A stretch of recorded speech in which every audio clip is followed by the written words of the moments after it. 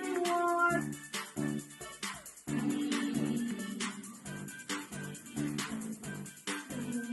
Ang hirap ng algebra, no?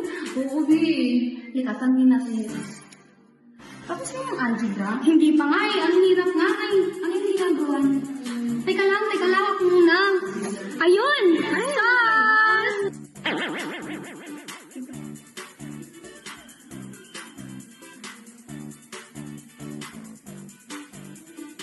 Escucha las palabras de las brujas, los secretos escondidos en la noche, los antiguos dioses invocamos ahora. Matagal pa ba kayo? Sabi ko tama na pero ang sabi mo sa akin umilit ka pa ng isa. Kung ba yun, iinom mo na ngayon. Anong ba kayo dyan sa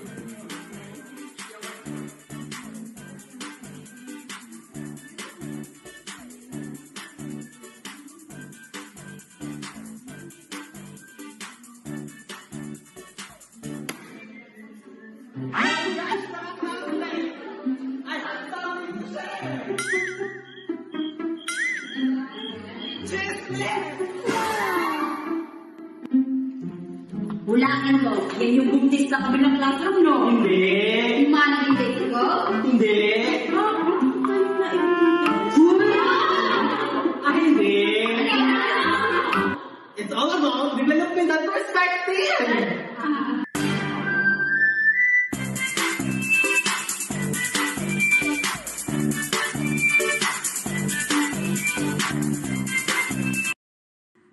Good day everyone, this is Shaika Azreya Dadumanong Mangandato. Now for today's discussion, I'll be presenting about the developmental perspective in understanding human behavior.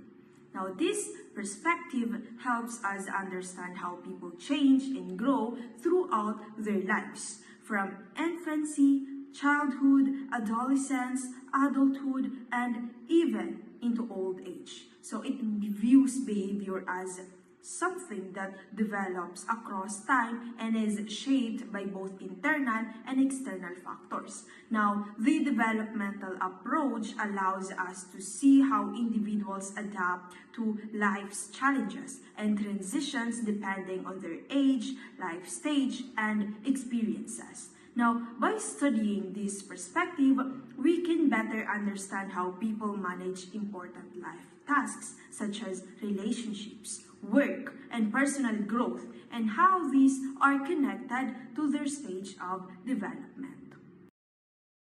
The developmental perspective explains how human behavior unfolds across the life course.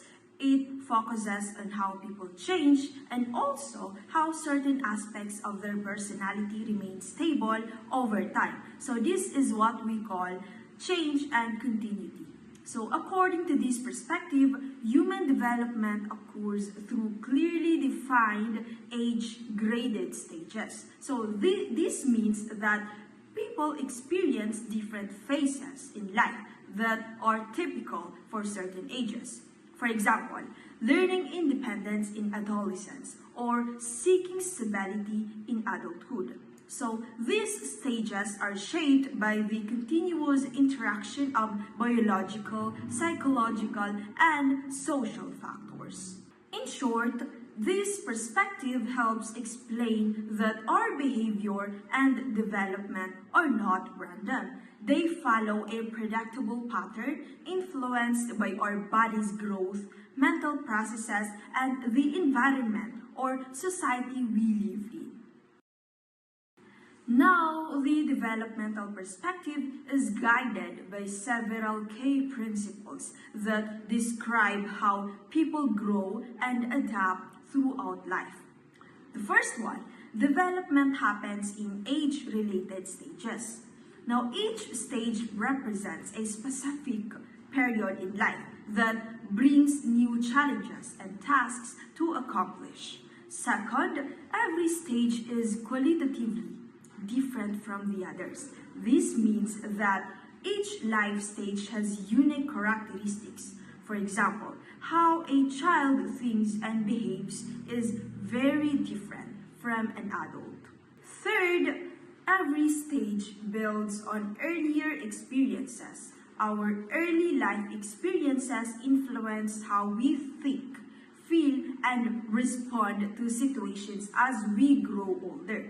The fourth one is human development is shaped by the interaction of biological, psychological, and social factors. Now, these include our physical growth, emotions, thinking abilities, and relationships with others. Lastly, as a person moves from one stage to another, they take on new roles, tasks, and responsibilities. For example, from being a student to a working adult, to a parent, and later a mentor or grandparent. These principles emphasize that development is a continuous, lifelong process that affects every area of human life. Now that we have understood what the developmental perspective means and its key principles, let us move on to the two main streams of this perspective, which focus on the psychological and sociological aspects of human development. So to further explain this part, I will now pass the discussion to my groupmate who will elaborate on lifespan theory and the major theories behind it.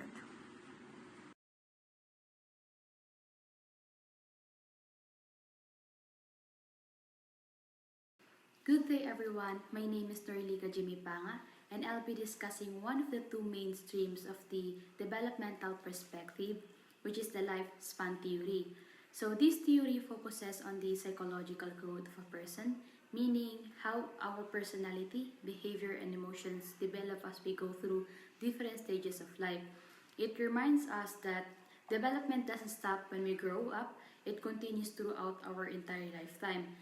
So, many famous psychologists contributed to this theory, including Sigmund Freud, Jean Piaget, Daniel Levinson, Lawrence Kohlberg, and especially Erik Erikson, who became one of the most well-known theorists in this field. Erikson believed that from the time we are born until the time we grow old, we pass through 8 stages of psychosocial development. Each stage presents a challenge, or what Erikson calls a crisis, that we need to overcome. How we handle these challenges will shape our personality and affect the way we deal with people and life itself. So let's go through each stage briefly but clearly. The first stage is trust versus mistrust, which happens from birth to about 1 year old. This is when a baby learns whether or not they can trust the world. For examples, when a baby cries and the mother immediately picks them up, feeds them or comforts them, the baby starts to feel the world is a safe place. And that's how trust develops. But if the baby is ignored or not cared for properly, they may grow up feeling fearful and suspicious of others. So this stage teaches us about the importance of care, consistency, and love in early life. So the second stage is autonomy versus shame and doubt, which happens around ages 2 to 3. So this is when children start to explore independence, like learning to walk, eat by themselves, or choose what to wear.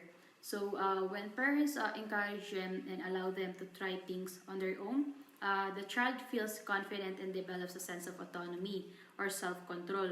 But if the child is overly criticized, restricted, or made to feel incapable, they may grow up feeling shame and doubt in their own abilities. Next is the third stage, which is the initiative versus guilt, which happens from ages 3 to 5. So in this stage, children begins to take initiative. They like to plan, imagine, and try new things. For example, a child might pretend to be a teacher, a cooker, or even a superhero.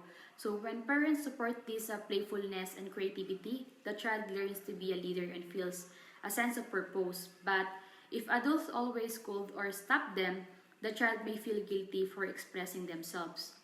So the fourth stage is industry versus inferiority, which happens from ages 6 to 12. So it is the school years. Children now focus on learning skills, following rules, and achieving goals like doing well in school or sports. If teachers and parents encourage their efforts, children feel capable and industrious. But if they are always compared to others or made to feel they're not good enough, they may feel inferior and lose motivation. Then comes the fifth stage, which is the identity versus rule confusion, which happens during adolescence around ages 12 to 18. So this is when teenagers start to ask big questions like, who am I and what do I want to be? They explore their beliefs, dreams, and values. If they succeed in finding their identity, they gain a clear sense of self. But if they're confused or influenced by others too much, they may struggle to find their direction in life. For example, a teenager who experiments with different habits and ideas is trying to discover their true identity. So the sixth stage is intimacy versus isolation, which usually happens in young adulthood around the early to late 20s. So this stage is about forming deep, meaningful relationships with others, such as close friendships or romantic partnerships. So if a person learns to build trust and share the true self with others, they experience intimacy and connection. But if they fear rejection or emotional closeness, they may end up feeling lonely or isolated. Next is the seventh stage, which is the generativity versus stagnation, which take place during middle adulthood from the late 20s up to the 50s. So this is a stage where adult wants to make a difference and contribute to the world by raising children, teaching others, helping their community, or being productive in their work. When they feel that they're giving something valuable to others, they feel fulfilled and generative. But if they don't find purpose, they may feel stuck, unmotivated, or stagnant. And finally, the eighth stage is integrity versus despair, which happens in late adulthood. This is the stage of reflection. Older adults look back at their lives and ask, "Did I live a good life?" If they feel proud of what they have achieved, they experience a sense of integrity and peace. But if they have many regrets or feel that life was wasted, they may fall into despair. So, in summary, the lifespan theory shows that human development is a lifelong process. We never stop growing or learning because every stage of life, from being a baby to becoming an older, brings new lessons and challenges. How we respond to these challenges shapes our personality, our relationships, and our sense of purpose. That's why Erikson theory remains one of the most important foundations in psychology. It reminds us that every stage of life matters and that each stage prepares us for the next.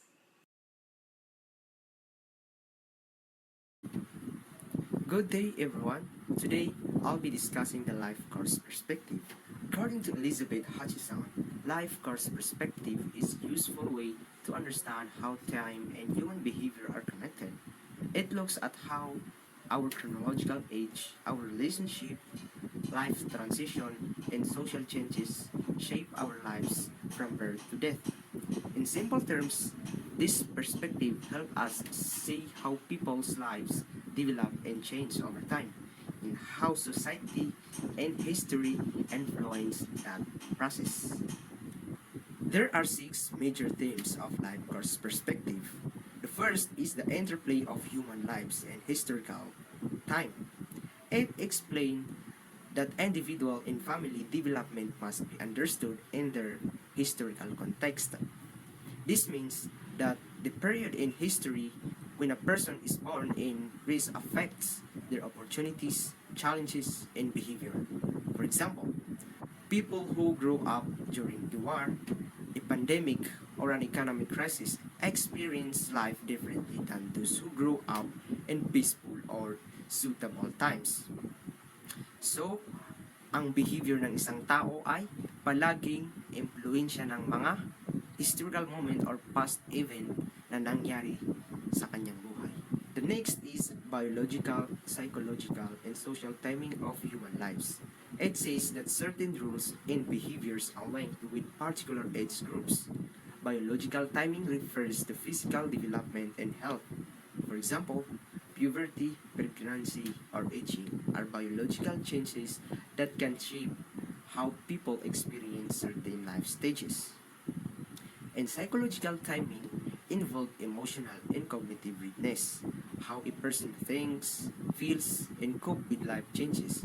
For instance, someone who becomes a parent before feeling emotional ready may experience more stress.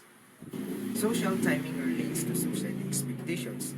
It simply means that society sets an expected schedule for life events.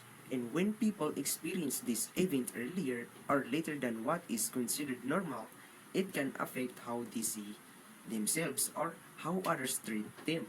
For example, the age people should start school. Usually, 5 to 6 years old ay nag-start na yung pumasok ng school. So, if later than that, let's say 9 to 10 years old, nag-start, mag-iiba yung tingin ng mga tao naka-around sa kanya. And it may affect their behavior na pwede mag-lead ng pagkawala ng self-confidence. The third is linked or independent lives. It states that human lives are connected with one another and that the family is the main arena where we experience and interpret the wider world. This tells us that what happens to one person often affects others around them, especially within families. So, for instance, when one family member faces success or hardship, everyone else feels the impact. It reminds us that people's lives are not live alone. We are all connected through our relationship. The fourth is human capacity for choice making. It explains that each person's life course is built through the choices and actions they take within the opportunities and limits set by history and society. This means that even though we are shaped by our environment, we still have the power to make choices and influence our own future. So, for instance, if someone grew up sa mga magugulong community, mayroon pa rin siyang power or choice na i-adapt ba niya ang mga masasamang gawain doon sa kanyang community or i-ignore na lang niya. So, in social work, this remind us to help clients recognize their ability to make decision and take action. The fifth is diversity in life course trajectories. It states that people experience life in many different ways because of factors like social class, culture, gender, and personal choices. There is no single or normal pattern for how life should happen because everyone's background and experiences are unique. The last one is development risk and protection. This means that what happens in one stage of a person's life can influence what happens next. Some experience can protect a person's development and lead to positive outcomes, while others can put them at risk and cause difficulties later on. In short, early life events affect future opportunities, behavior, and well-being. So, example, a child who grew up in a supportive and loving family develops confidence and emotional strength. This protective experience helps them build a healthy relationship and succeed in school. On the other hand, a child who experiences neglect or abuse may struggle with trust or school performance later in life. This risky experience can negatively affect their future relationship and career. To summarize, the life course perspective help us understand that people's lives are shaped by time, history, relationship, and choices. It reminds us that human behavior develops across a lifetime, in that every person's path is influenced by both social circumstances and personal decisions.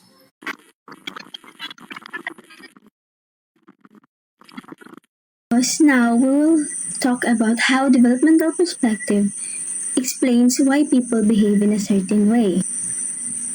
So, developmental perspective provides a comprehensive framework for understanding human behavior. Sa perspective na ito, na-highlight yung complex na pakikipag-ugnayan ng individual characteristics and environmental factors para mas maintindihan kung bakit nga ba ganito o ganyan ang pag-uugali ng isang tao. Bakit nga ba? Bakit nga ba? Bakit nga ba? Alam mo kung lubok-lubok yung daan. You tell me. Bakit nga ba? Tell me. No, you tell me. In developmental perspective, our behavior is linked to life stages. Therefore, how individuals behave in a certain way was influenced by their current life stage and the developmental task they are facing. Resolving this task is important to have a healthy development, while failing it may result to later difficulties, especially in mental health, relationship, and overall well-being. An example provided in this slide is Bethany, who is struggling to choose between family duty and career aspirations. This conflict faced by Bethany reflects the developmental stages of identity and role confusion, which is Erickson's psychosocial stages for adolescents and young adults. Bethany may be exploring her identity while trying to find a balance between personal and professional roles. While in the developmental stage of intimacy versus isolation, view that Bethany's struggle is related to forming meaningful relationship while pursuing his own personal goals.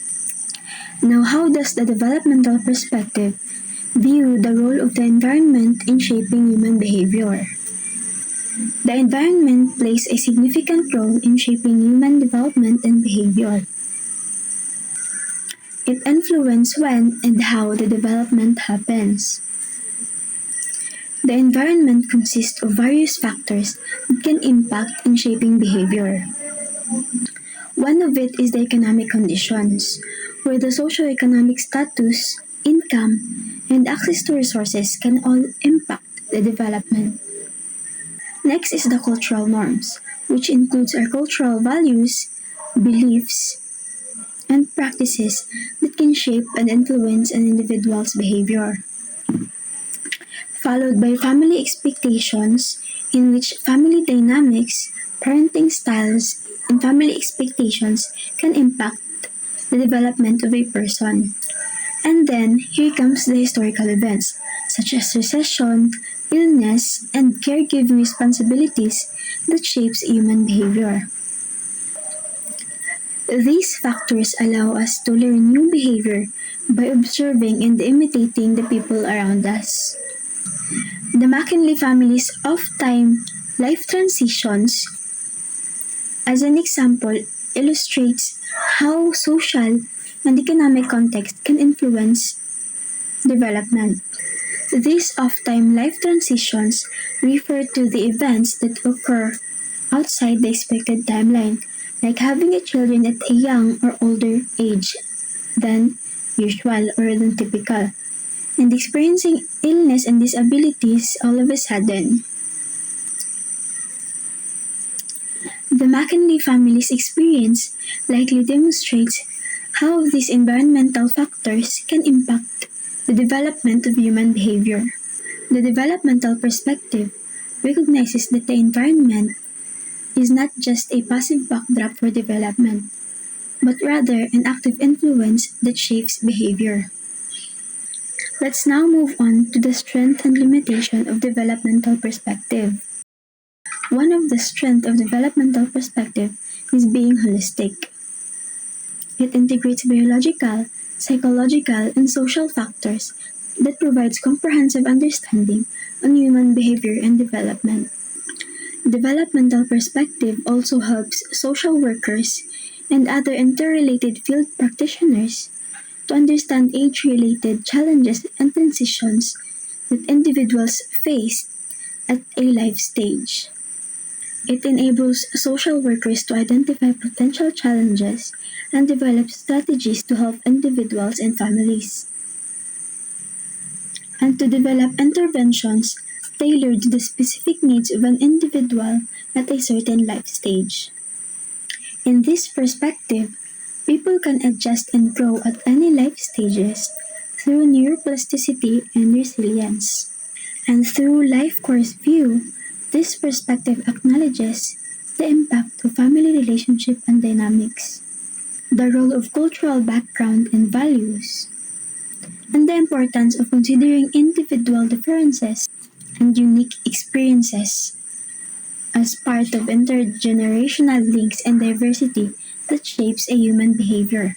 The developmental perspective is very useful for social workers in assessment and identifying strengths and needs of an individual, recognizing factors that may impact the individual's development and overall well-being. These strengths provide more effective support for interventions and programs that can prevent problems and promote positive development. Now let's dig into the limitations of developmental perspective.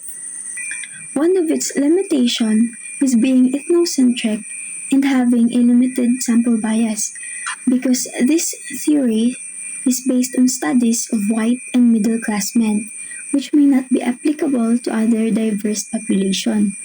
It also lacks representation, so the experiences and perspective of other unrepresented groups may be overlooked, leading it to neglect diversity, power, and non-traditional paths.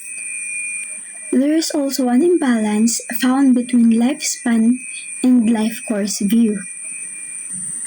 Due to its different aspect of development, it leads lifespan view underplaying social factors because it has an overemphasis on individual development, with less attention to the social and environmental influences. While life course view underplays psychological factors because of the overemphasis on social and environmental factors, with less attention to an individual's psychological processes. Lastly, the developmental perspective has limited focus on spiritual and political dimensions. So, it may not adequately address the role of spirituality and meaning-making development, and the impact of policy, politics, and social justice on development of human behavior.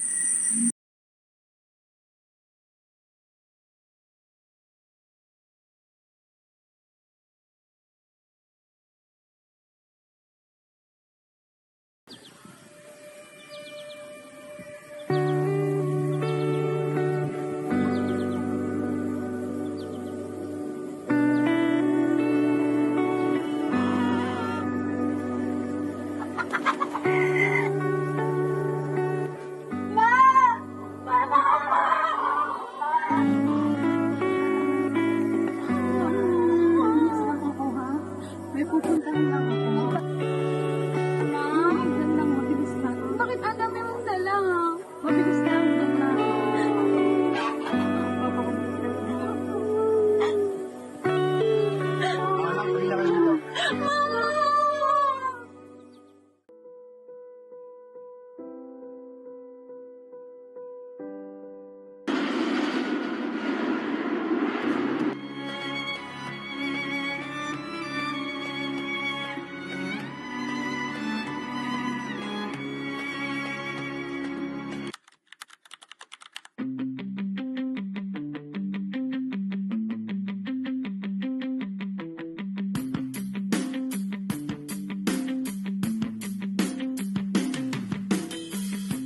Saan sa mga bata mamaya? Ikaw na? Mga anak! Maliliit na kayo. Makabait ha? Oo. Sige na.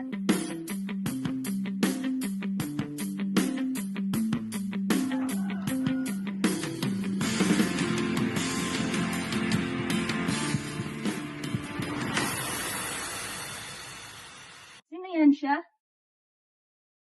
Maria, let me explain. Mga anak ko. Kapag bumalik,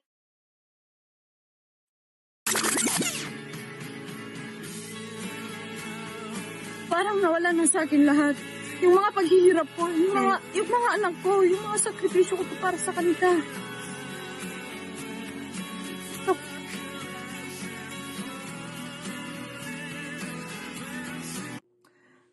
Now let's begin by applying the developmental perspective to Maria's case. Maria is in middle adulthood, which according to Erik Erikson's psychosocial theory is marked by the stage of generativity versus stagnation. So at this point in life, people usually seek to contribute meaningfully to others through work, parenting, or community involvement and develop a strong sense of purpose.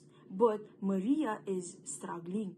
After returning home from 15 years of working abroad, she was met with betrayal, family conflict, and the loss of her career stability. So these events have left her feeling disconnected, unfulfilled, and emotionally adrift. So she is now questioning her identity and life choices.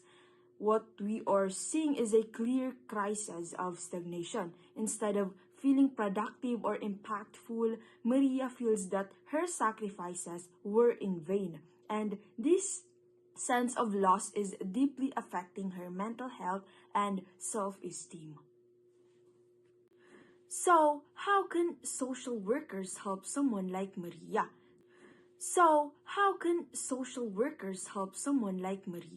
So first, we focus on rebuilding her sense of purpose.